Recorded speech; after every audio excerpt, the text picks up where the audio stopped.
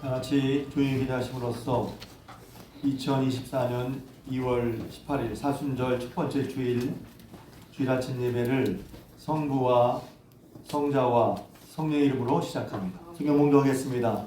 오늘 이 시간 여러분에게 주신 하나님의 말씀은 신약성경 마가복음 10장 46절에서 52절까지 말씀입니다. 신약성경 마가복음 10장 46절에서 52절까지 말씀입니다. 저 같은 성경이라면 신약성경 72명이 되겠습니다. 할렐루야. 아멘. 할렐루야. 아멘. 오늘도 주님께 나오신 여러분들에게 우리 하나님의 은혜와 사랑이 함께 하시기를 주님의 이름으로 축복합니다. 아멘. 옆 사람과 함께 인사할까요? 믿음으로 삽시다. 믿음으로 삽시다. 다시 한번 이번엔 다른 분들에게 한 번 더 인사하겠습니다. 믿음으로 삽시다. 믿음으로 삽시다. 정말 저 여러분들이 믿음으로 살기를 바랍니다. 아멘. 최근에 한국 축구 대표팀과 대한축구협회가 이런저런 구설에 휘말리고 있죠. 아마 선수단의 전력으로는 역대 최강이었다고 그렇게 하더라고요. 그래서 아시안컵 우승을 기대하고 있었는데 4강 준결승전에서 요르단에게 패했어요. 졌어요. 선수들은 물론이고 많은 국민들이 실망했다고 합니다. 축구 얘기인데 정치인도 얘기하고 무슨 이렇게 누구예요? 여러 방면에서 막 얘기를 하더라고요. 그러니까 많은 국민들이 실망했던 것 같아요. 근데 그러다 보니까 그러고서 이제 감독의 자질이나 능력, 또 감독의 선임 과정 등등 얘기 나오고 감독은 경질됐다고 하더라고요. 또 그 후에 선수들 간의 불화 이야기도 나오고 있어요. 그래서 탁구 게이트, 탁구 치다가 어떻게 됐다. 근데 이제 그런 일이 벌어지고 이제 선수들 사이에 우리 잘 모르는 뒷이야기 아니겠어요? 그런데 그런 유명 축구 선수들, 말만 하면 알 수 있는 그런 유명 인기 있는 축구 선수들이 댐데미에 대해서 여러 신문 기사들이 얘기를 하고 있어요. 어떤 선수는 그 사건을 통해서 그 전에 잘 알려지지 않았던 좋은 면면들이 드러나서 여러 축구 팬들로부터 더욱 인정받고 격려를 받는가 하면 어떤 선수는 그 일 때문에 야, 그 사람이 그런 사람이었어? 하면서 여러 팬들과 또 여론의 문매를 맞고 있어요. 야, 말 한마디 잘못했다가 말이야. 이런 것처럼 이제 그 사람이 어떤 사람이냐 잘 몰랐다가 어떤 사건이나 상황을 통해서 새로 알게 되고 다시 보게 되는 일이 종종 있단 말이죠. 그래서 아이고 그 사람이 그런 사람이야? 다시 봤네. 좋은 뜻으로 어휴 그분이 그런 분이었어. 어휴 다시 보이네. 좋은 의미도 있고 아이 그 사람이 그런 사람이야? 다시 보이네. 이건 좀 안 좋은 뜻도 그렇고 말입니다. 우리가 예수 믿을 때도 이런 과정이 있습니다. 이미 다 알고 있다고 여겼고 이렇게 생각하고 있었는데 예수님이 이런 분이시구나. 와 예수님이 이런 분이시네. 예수를 믿는 것이 이런 것이구나. 그렇게 다시 알게 새로 깨닫게 돼서 우리의 믿음과 우리 삶이 새롭게 되는 그런 과정이 있단 말이죠. 예수님이 어떤 분이신지 또 그분이 과연 누구이신지 다시 알고 새롭게 깨닫고 놀라게 된단 말이죠. 그리고 경외심을 갖게 돼요. 예수님을 알면 알수록 깨달을수록 경외심을 갖게 됩니다. 지금 사순절 기간을 지나고 있는데 사순절을 통해서 예수 그리스도의 은혜와 사랑을 새롭게 경험 여러분 되시길 주님의 이름으로 축복합니다. 아멘. 지난 수요일부터 사순절이 시작되었습니다. 사순절은 사순이라는 말은 10은 한무로 열을 말하거든요. 40일이라는 뜻입니다. 예수님께서 부활절 전까지 40일, 주일 빼고 40일, 그러니까 주일을 포함하면 46일이 되는데 사순절의 시작은 항상 수요일이에요. 지난 수요일이 제 수요일이었습니다. 사순절이 왜 중요하냐면 교회 전통으로부터 이 40일은 예수님 믿는 사람들이 예수님의 고난, 예수님의 십자가, 부활을 아주 집중적으로 묵상하고 신앙을 훈련하는 기간이었어요. 성경을 읽는 것은 물론이고 절제하고 금식하고 또 자기 자신을 돌아보면서 그리스도를 더 가까이 하고 그리스도를 신앙을 훈련하는 그런 기간이었단 말이죠. 여러분들도 이 사순절 기간 동안에 예수님께 마음을 두고 예수님께 집중하고 예수님 앞에 있으면서 주님의 고난과 십자가의 부활을 묵상하고 경험하셔서 다시 주님을 새롭게 알고 믿고 따라가는 여러분 되시길 주님의 이름으로 축복합니다. 성경에 보면 처음서부터 예수님을 다 아는 사람은 없어요. 보면 예수님을 조금 알아가게 됩니다. 알아간다는 게 우리는 책을 읽어서 알아가는 게 아니라 이제 물론 성경이 책이긴 하지만 글로 된 책이긴 하지만 그 글을 통해서 성경은 참 신기하죠. 살아계신 예수님을 우리가 마음으로 이렇게 혹은 체험을 통해서 알게 된다는 거예요. 그래서 성경을 보면 예수님을 잘 몰랐다가 이런 상황을 통해서 예수님 이런 분이야? 하고 예수님을 새롭게 알게 되는 그런 일들이 참 많이 있습니다. 예를 들면 요한복음 2장 같은 경우에 예수님께서 갈릴리 가나 혼인잔치집에서 그 포도주가 떨어진 그 집에 물을 포도주로 만들었던 그런 이야기가 있습니다. 예수님의 어머니 마리아가 그 집이 포도주가 떨어진 것을 알고 그 형편을 예수님께 아뢰죠. 그리고 하인들에게 미리 얘기해 줍니다. 예수님이 무슨 말씀하시든지 넌 그대로 해라. 예수님이 조금 있다가 하인들에게 포도주와는 전혀 상관이 없는 것처럼 보이는 말씀을 하시죠. 포도주를 이제 다시 포도주 문제를 해결하는 것과 상관이 없어 보이는 말씀을 하신단 말이에요. 항아리에 물을 가득 떠나라. 떠났더니 이제 그 물을 떠서 연회장에 갖다 주어라 하는 거예요. 갖다 주었더니 항아리에서 또 물을 먹어본 그 연회장과 연회인 사람들이 먹어보고 놀라는 거죠. 정말 맛 좋은 포도주를 지금까지 남겨놓았다. 그러면 칭찬했어요. 그러니까 예수님께서 첫 번째 이적이라고는 물을 포도주로 만든 이 일을 보고 제자들이 예수님을 믿었다 그랬단 말이에요. 분명히 이 집에 이런 문제가 있었는데 해결됐네? 할렐루야. 여러분의 삶의 문제도 예수님 만날 때 예수님을 여러 가지 얘기했지만 예수님께 여러분의 삶의 문제를 아뢰일 수 있길 주님의 이름으로 축복합니다. 그리고 그것을 통해 예수님에 대한 더 큰 신뢰와 믿음으로 나갈 수 있길 주님의 이름으로 축복합니다. 요한복음 5장에는 여러분 잘 아시는 대로 밤새도록 고기를 잡았지만 잡지 못한 그런 베드로에게 말씀하신 얘기가 나옵니다. 밤새도록 수고했어요, 베드로가. 그러니까 우리 사실은 이 말씀 볼 때마다 제가 종종 말씀드리지만 우리 삶의 한 단면을 보는 것 같아요. 수고하고 있었는데 남은 게 없어. 그러니까 몸도 지치고 마음도 힘드는 그런 상태인데 예수님께서 설교하시면서 베드로의 비를 빌렸어요. 설교하신 다음에 베드로에게 가서 말씀하시죠. 깊은 데로 가서 그물을 내리라. 그러니까 베드로가 유명한 얘기잖아요.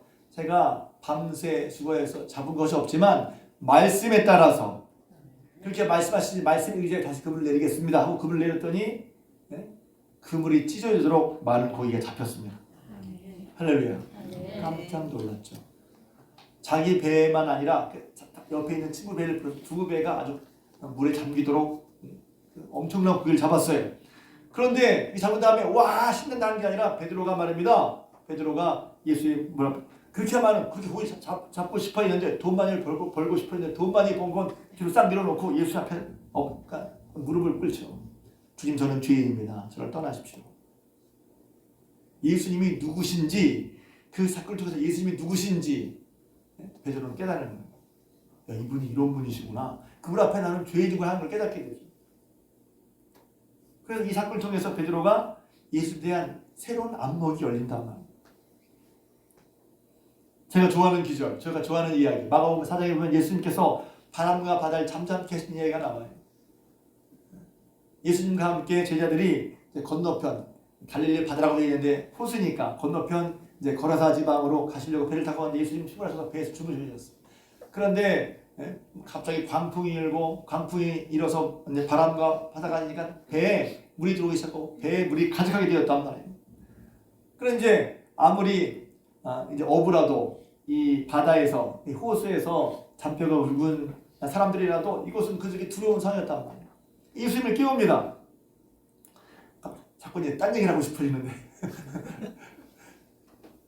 진짜 깨우면 얼마나 좋았겠어요. 여러분 예수님을 미리미리 깨우세요. 예수님께 미리미리 얘기를 하시라고. 그런 생각이 들어요. 그렇구나. 그게 잘 안 보여요. 진짜 예수님께 기도하면 좋을 텐데 예수님 의지하면 좋을 텐데 그만 얘기해야지.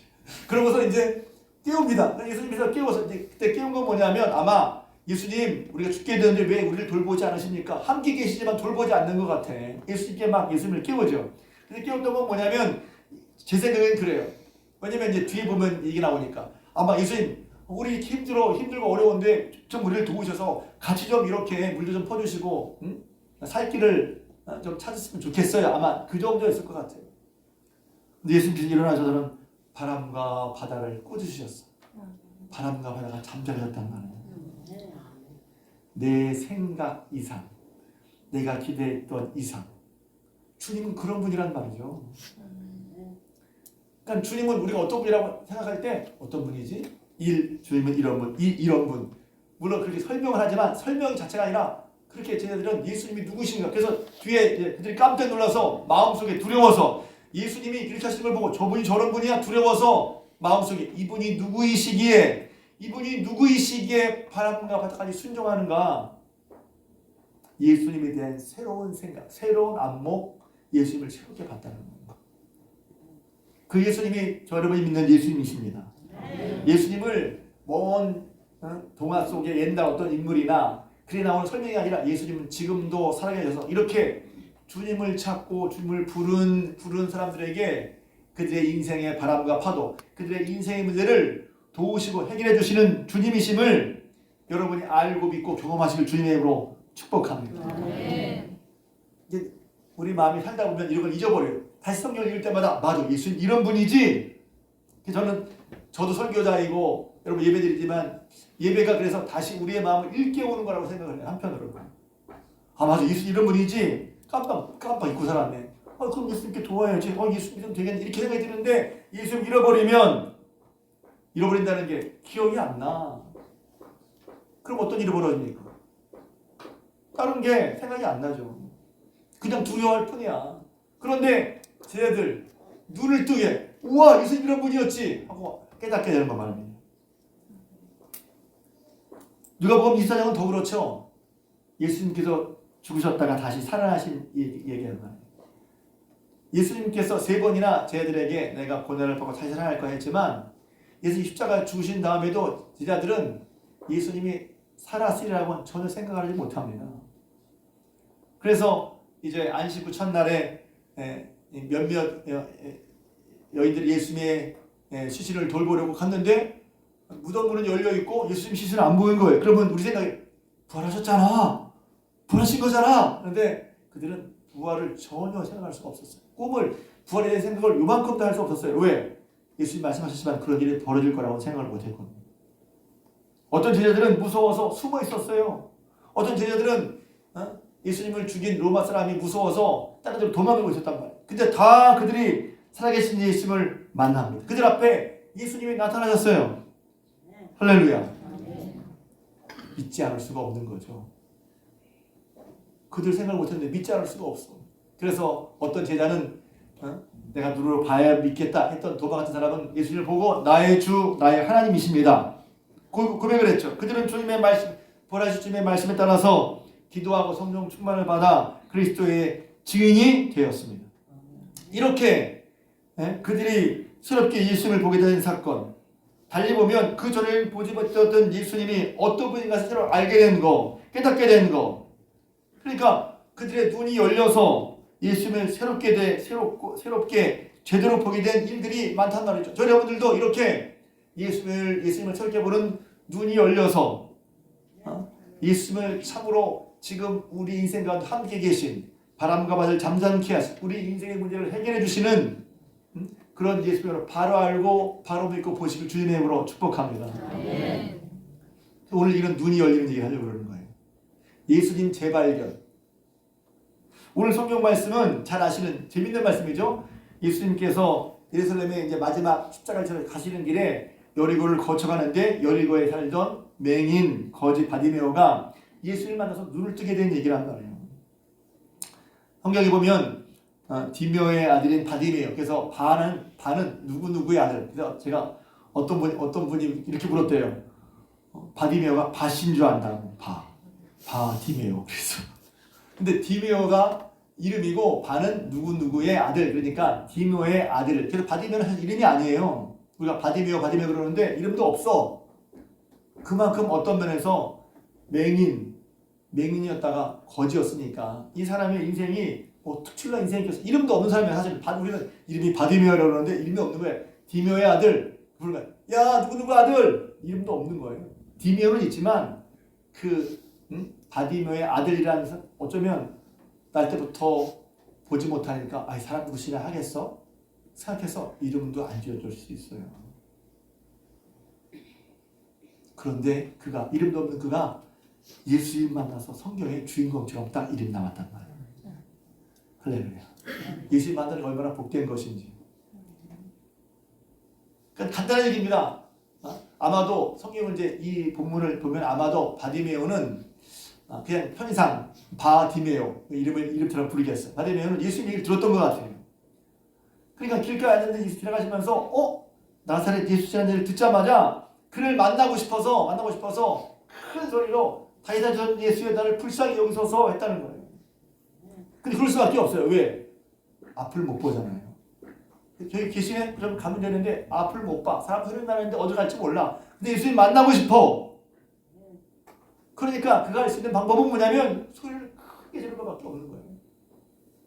다윗의 자손 예수의 나를 불쌍히 여기소서. 이런 게 아니라 그런 정말 고래고래 또 간절히 왜? 주님을 만나야 되는데 예수님을 만나고 싶은데 자기 눈을 앞을 못 보니까 또 자기 또 신분이 거지잖아요. 누굴 만나주겠어요? 여러분 같으면 누가 만나달라고 하면 아무나 만나주겠어요? 그 사람이 어떤 사람인지 어떻게 알고 또 그 사람이 보기에 나는 어떤 사람인데 근데 여기서 바디메오는 앞도 보지 못하지 거지였단 말이에요. 그러니까 당시에 신분으로 보자면 누굴 이렇게 만나줄 만한 사람이 아닌 거야. 그런데 바디메오는 예수님을 얘기를 듣고 예수님께 이제 성경을 이제 좀 추론해 보면 성경에 그런 말 나와 있지 않지만 예수님 분이 계신데 그분의 소문이 온 예루살렘과 유대에 퍼졌으니까 그분은 하나님의 아들이신데 그분을 만난 많은 사람들이 고침을 받았으니까 자기도 고침을 받겠다. 그들이 들었을 거예요. 그런데 앞을 못 보니 뒤에 갈 수 없는데 마침 그 예수님이 자기 산들을 지나가신다고 하니까 길가에 앉았다가 예수님을 부르는 것이죠. 그러니까 사람들이 죄송합니다. 저 거지 새끼 뭐 하는 거야? 이랬을 거예요. 욕했을 거예요. 거기 오면 그를 꾸녔다고 그랬어요. 아니 좀 전에 사람이 만나겠다고 그러면 만나시죠 그럴 텐데 맹인 거지가 그러니까 사람들이 막 아마 욕을 했을 거예요. 그런데 욕을 하니까 더욱 크게 소리 질렀다고 그랬어요. 48절에 많은 사람이 꾸짖었다고 그랬어요. 잠잠해. 누가 너를 만나준대. 사람들이 그럴 수 있잖아요. 너 같은 걸 예수님이 만나줄 것 같아? 아니. 아니면 그럴수록 더 크게 소리질러 예수님을 불렀단 말이에요. 그랬더니 49절 놀라운 일이 벌어졌습니다. 49절 예수께서 머물러서 그를 부르라 하셨단 말이에요. 여러분 우리가 어떤 사람에게 우리의 형편을 말할 때 그 사람이 나를 어떻게 대할지 잘 모르잖아요. 또 우리는 알아. 날 무시하는구나. 없다고 무시하고 못 배웠다고 무시하는 것처럼 보이잖아요. 예수님은 그렇지 않아요. 예수님 나를 무시할 것 같아요. 아니요, 예수님 그렇지 않아요. 한 가지가 있으신 여러분이 예수님을 간절히 부를 수 있기를 바랍니다. 아멘. 간절함은 무엇보다 중요한 거예요. 사람들은 지위가 있으면 만나주거나 돈 많으면 만나주거나 그 사람이 내게 뭔가 필요하면 만나주는데 예수님은 아니에요. 예수님은 예수님을 간절히 바라는 자들을 만나주시는 거예요. 그러니까 무엇보다 우리에게 있어야 할 것은 무엇이요? 예수에 대한 간절함인 거예요. 돈으로 만나?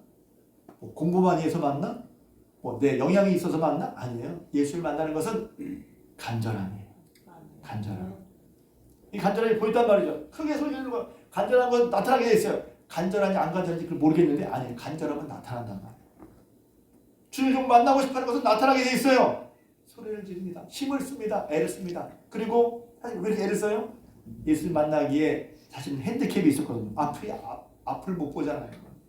예수를 만났는데 그건 어떤 의미에서 어려운 상황인 거야. 예수를 만나기에 전 이게 어려워서요. 저게 어려워서요. 형편돼서요.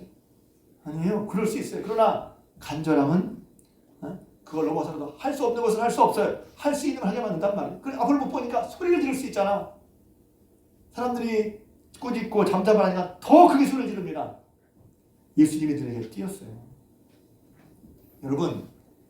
여러분이 예수님이 필요해서 간절히 부를 때 예수님 여러분의 간절한 기도를, 간절한 여러분의 부르짖음을 들으신 일로 믿으시기 바랍니다. 이 시간도 마찬가지예요. 간절한 부로 예배드릴 때 주님께서 제가 아니라 저를 통해서, 예배를 통해서 여러분의 그 부르짖음을 들으시고 응답하실 줄로 믿습니다. 예수님이 눈에 띄었단 말이에요. 죄송합니다. 거지지만 눈에 띄었어. 돈 많아서 눈에 띈 게 아니야. 옷 잘 입어서 눈에 띈 게 아니야. 이뻐서 눈에 띈 게 아니야. 키가 크고 키가 작아서 눈에 띈 게 아니란 말이죠.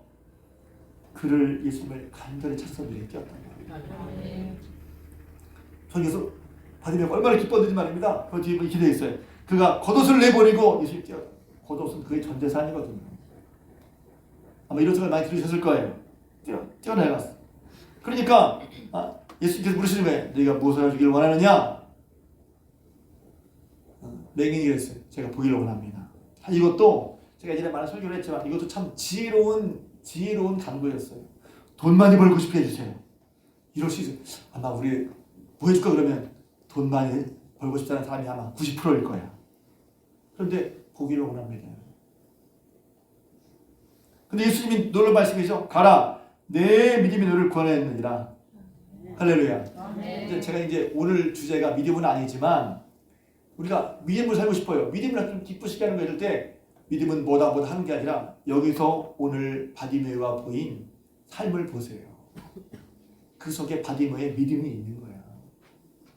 믿음은 간절한 것. 믿기 때문에 주님을 만나는데 어려운 점이 있고 힘든 것이 있지만 내적으로는 뭐죠? 어려움은 내가 못 보는 거잖아. 이것 때문에 못 만나겠다. 그게 아니죠. 힘을 써서 간절하게 했단 말이야. 외적인 방해가, 내적인 방해, 밖으로도 상황적인 방해가 있어요. 사람들이 너 이래 잠잠하고 꾸짖으라고 또 방해했죠. 근데 그럴 때 어떻게 했어요? 더욱 크게 소리 질러서 더욱 힘써서 구했단 말이야. 예수님 만나기 어려워요. 응답받기 어려워요? 그래요? 성경을 봐. 뭐가 믿음인지 더욱 크게. 그래서 저 여러분들이 이런 믿음의 모습을 변화시킬 주님의 이름으로 축복합니다. 성경은 분명히 예수님께서 믿음대로 되라. 내 믿음이 너를 구원했다고 얘기했잖아요. 예수님이 칭찬하신 믿음, 예수님이 말씀하신 믿음을 저 여러분들이 배워왔으면 좋겠어요. 그것을 하나님을 기쁘시게 하고 우리 삶 속의 문제를 해결해서 믿음으로 삶의 승리를 경험하고 뿐만 아니라 그런 삶의 승리의 영향력을 선영을 끼치는 저 여러분 되시기를 주님의 이름으로 축복합니다. 근데 여기 보니까 잘 보세요. 이 사람은 앞으로 못 보는 사람이었잖아요. 물리적으로, 그러니까 실제적으로 보고 못 보고 이걸 물리적이라고 한다면, 근데 이 사람이 뭐가 있으면 이 바디메오는 영적인 안목이 있었어요. 영적이란 말이 혹은 영적인 안목이란 말이 참 좋은 말인데 잘못 쓰여요. 영안이 열려서 좀 이상한 것 같아. 영안이라고 하면 뭐가 보이고 저 사람 심지하고 때로는 사이비 같은 사람들이 영안이 열려서 조심스러운 말인데 사실 영적인 안목이라는 말은 굉장히 중요한 거예요. 왜? 지금 바디메오는 앞을 볼 수는 없어요. 그런데 그에게 영에는 영적인 안목이 있었어요. 무엇입니까? 예수가 그리스도이시라는 거. 그래서 다윗의 자손이여라고 부른 건 뭐냐면 이스라엘 사람은 거의 알고 있었어요. 우리에게 메시아가 오시는데 그 메시아 그리스도 구원자는 다윗의 자손으로 오신다는 거예요. 그러니까 이 거지 바디메오는 예수님이 다윗의 자손 오신 그리스도 구원자이신 것을 믿는 고백을 하고 있는 거예요.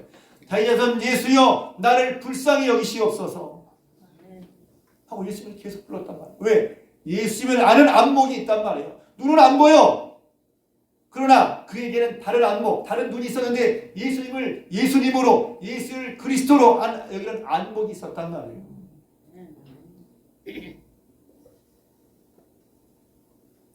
제가 제 가까운 분 중에 백내장 수술한 분을 알거든요.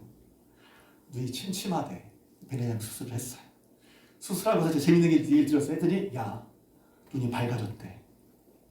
그 전에 이렇게 불을 켜도 깜깜했다거든요. 근데 거기서 형광등을 더 달아야 되나 그러셨대. 근데 알고 보니까 형광등 문제가 아니었어. 누구 문제였어? 제 눈이 문제였어. 그 눈을 수술 받으니까 눈이 밝아졌다는 거예요. 그래서 여러분 안 보이는 건 물론 빛이 어두워서 안 보일 수 있지만 내 눈이 어두워서 안 보일 수도 있는 거예요. 재밌는 얘기가 있어요. 눈이 밝아지니까 뭐가 보여요? 하면 집이 들어온 게 보이더래. 그전에는 안 보이더래. 눈이 밝아지니까 여기저기 야 여기 집 이렇게 지저분하냐? 보세요. 집이 지저분한지 지저분하지 않은지 그전에 눈으로는 안 보여. 그전에 눈으로는 몰라.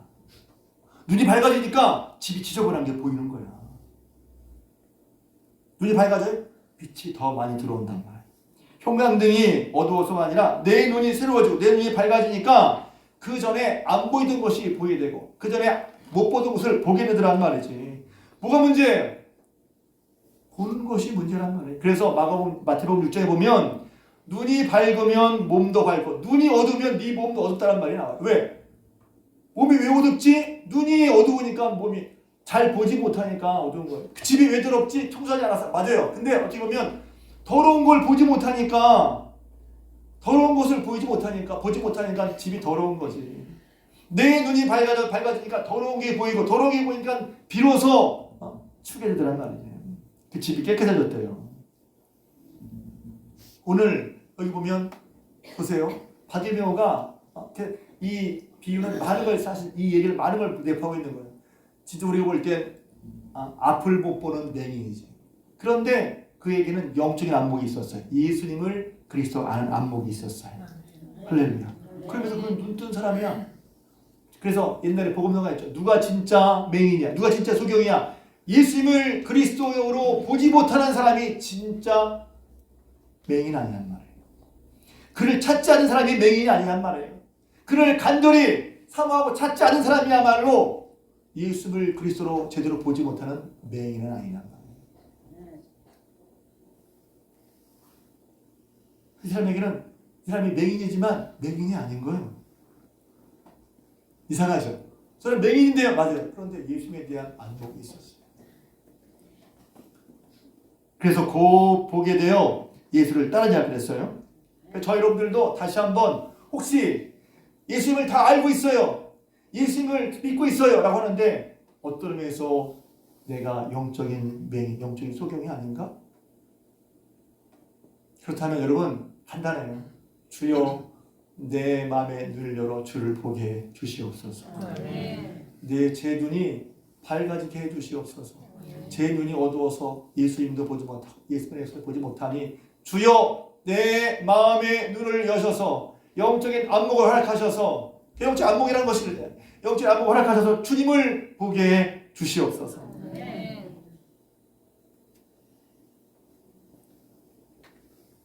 눈이 밝아지니까 생각해보세요. 바디메오의 삶을 생각해보세요. 그 뒤에 눈이 밝아지니까 그 전에 앞을 못 볼 때는 어떻게 했어요? 어디 가려면 뭐부터 찾았을까요?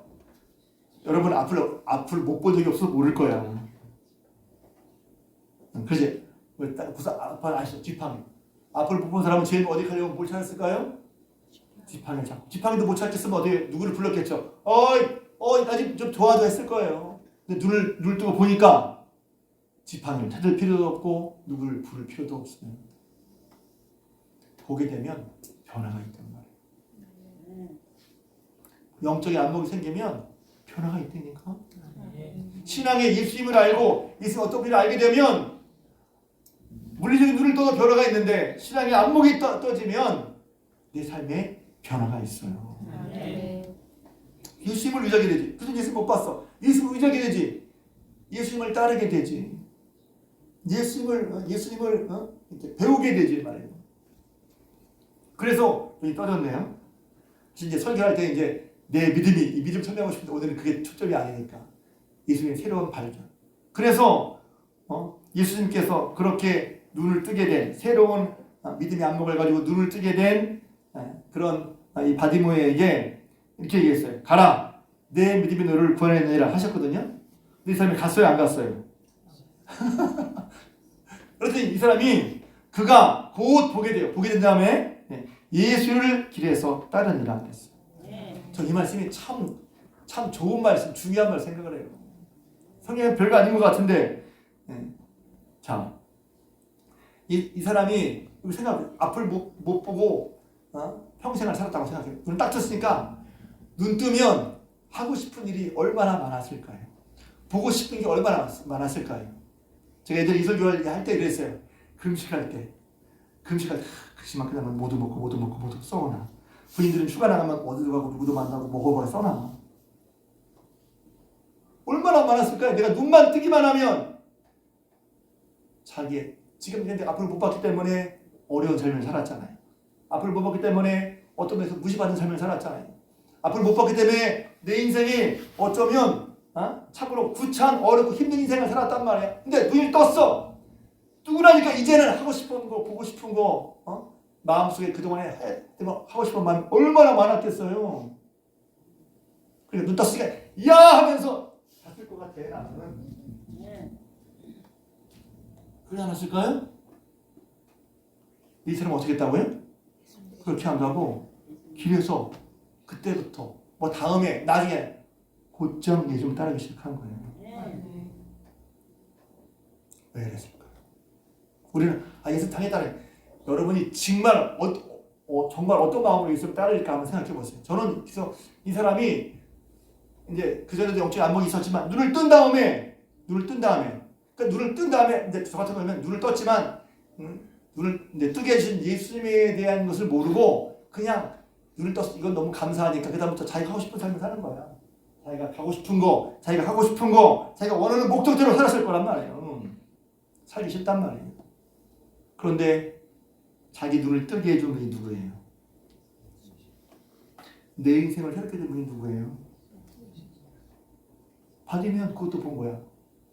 와, 내 인생을 이렇게 새롭게 하시는 분은 누구지? 예수님이시구나.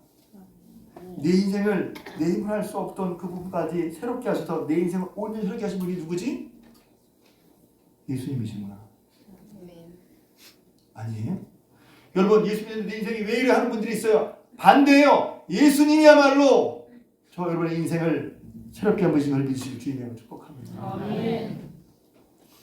눈이 떠졌어요. 눈이 떠졌어요. 그러니까 아마도 제 생각에 성경은 읽지 말라고 했잖아요. 근데 제가 보면 그럴 것 같아. 금식할 때나 군대 휴가 나갈 때 내가 뭐 특별히 하면 다 해야지. 이런 게 얼마나 많아. 자기 인생, 자기 목적, 자기가 바라는 바램 얼마나 많았을까요? 그런데 예수님이 자기의 눈을 뜨고 눈을 뜨게 해서 예수님이야말로 내 인생을 새롭게 한 분임을 알았을 때 자기의 인생의 목적을 따르는 걸 뒤로 하고 먼저 주님을 따르는 길에 즉시 주님을 따르는 삶을 살았다고 하는 거예요. 그게 이 사람의 눈이 떠진 증거란 말이에요. 예수님께 내 눈이 떴다는 게 과연 뭘까요? 영적인 안목을 갖는 거예요. 예수님이 누구시지? 어떤 분이시지? 제가 앞서부터 요한복음 2장, 5장, 마가복음 말하는 그분이 우리의 인생을 새롭게 하시는 분, 물을 포도로 만들 것처럼 그분은 바람과 잠잠케 하시는 하나님의 아들, 우리 인생의 풍파를 해결하시는 분. 그러면 그 하나님이 그 예수님이 어떤지를 우리가 알고 그런 영적인 안목으로 이 삶을 살아가는 것이요. 여러분 인생을 살아갈 때 오늘 권사님 기도하시는 여러 가지 문제가 있어요. 그렇지만 우리가 잊지 말아야 할 것은 영적인 눈을, 영적인 안목을 가지고 이 세상을 만드시고 우리에게 예수 그리스도를 보내주신 예수를 믿는 믿음의 안목을 가지고 살아야 할 줄을 믿습니다. 예수를 믿고 교회를 다니는데 영적인 안목이 없어요. 예수를 인정하는 안목이 없어요. 마치 맹인처럼 살아가. 누가 진짜 맹인입니까? 예수님 찾지 않는 사람이 맹인이 아니에요? 누가 진짜 맹인이에요? 예수님께 간절히 아닌 사람이 맹인이 아닌가요? 사순절 또 뭐 기도하라고 말씀하겠지. 아니 예수님이 어떤 분이신데 예수에 대한 안목이 없어. 그냥 교회만 오시면 교회라고 주일예배 나쁘다는 게 아니라 그냥 그렇게 하지 예수님에 대한 안목이 없어. 그 예수님이 누구신지가 중요하잖아요. 눈을 뜨고 안목이 있으면 그 다음부터 예수님에 대한 태도가 달라진단 말이에요. 간절히 부르짖어 주님이 아니면 안 됩니다. 그 얘기는 안목이 있었고 뿐만 아니라 그의 눈을 떠서 그 인생이 실제로 새롭게 된 다음에도 그는 자기의 목적을 위해서 예수님을 이용한 게 아니에요. 물론 어려우니 도움달라지만 내 인생을 새롭게 하신 예수님을 길에서 또 곧장 따라가는 새로운 안목이 열렸단 말이에요. 사순절입니다. 다시 한번 우리가 예수를 만나서 생각하지 말고 예수님이 우리에게 어떤 분이신가, 예수님이 누구신가 하는 안목을 저렇게 가졌으면 좋겠어요. 아니 하나님 우리에게 저에게 영적인 눈, 마음의 눈을 뜨게 해주옵소서. 내 마음의 눈을 뜨게 해주셔서 예수님이 내게 어떤 분이신지 우리에게 어떤 분이신지 다시 한번 깨닫고 알게 해주시옵소서. 그리고 그 예수님으로 말미암아 얻은 이 귀하고 놀라운 삶이 얼마나 놀라운지 다시 한번 깨닫고 바디메오가 그냥 물리적인 눈만 뜬 게 아니라 영적인 안목도 떠서 이제는 자신의 목적을 일단 뒤로 하고 주님을 따르는 것을 먼저 앞세웠던 것처럼 그런 영적인 눈을 저에게 뜨게 해주시옵소서. 우리의 마음을 열어주시옵소서. 찬양팀 나오세요. 그런 길을 우리가 해야 되지 않겠냔 말이에요. 예수님을 다 안다. 그 다음에 다 안다. 뻔하다. 내 인생 또 내 문제를 다 뻔하다고 생각하는 분이 계실 수 있어요. 그럼 그렇지 않습니다. 우리 인생의 문제를 해결해 주시는 예수님을 바로 보는 영적인 안목. 또 그것을 내가 지금 그것을 모른다면 보세요. 아까 제가 백내장 얘기를 했잖아요. 누가 문제야? 보이지 않는 내 눈이 문제. 그럼 내 눈을 내 눈이 밝아지기를 기도해야지. 왜 주변 상황만 얘기하냐면 내 마음의 눈을 여셔서 내 마음의 눈을 여셔서 주님을 바라보게 해주옵소서. 내 마음의 눈을 여셔서 영적인 안목을 가지고 내 인생의 내 문제를 해결해 주시는 주님, 또 우리가 비록 부족하지만 매인 거지 같아 할지라도 우리가 간절히 부를 때 우리의 간절히 부름을 들으시고 우리를 만나주시는 주님, 그 주님에 대한 안목으로 예수님을 새롭게 설계하는 저 여러분들 되게 주옵소서. 그럴 때 우리 삶이 인생의 변화가 생길 줄 믿습니다. 왜? 주님을 따르는 안목이 달라졌잖아요. 백내장을 수술하고도 눈이 밝아져서 주변 상황이 바뀌는데 내가 예수 믿는 바른 안목을 갖게 될 때 그 예수님을 따르면서 우리의 삶은 분명히 달라질 줄로 믿습니다. 그러니 우리가 먼저 뭐 똑같지가 아니라 똑같다고 좀 생각이 들면 여러분 먼저 우리의 마음을 열어주시길 기도해요. 내 마음의 눈을 여셔서 내 마음의 눈을 열어 주를 보게 해주시옵소서. 바람과 바다를 잠잠케 하신 주님, 물을 포도로 만들어주시는 주님, 인생에 수고가 있었지만 아무것도 없어 보일 때 하나님 두 배가 가득 잠기도록, 또 예수님은 예수 믿는 게 꽤 끝난 것 같았지만 말씀하신 대로 십자가에 죽으시고 다시 사신 그 예수님, 그 예수님을 바로 보고 따르는 영적인 안목을 살게 하여 주옵소서.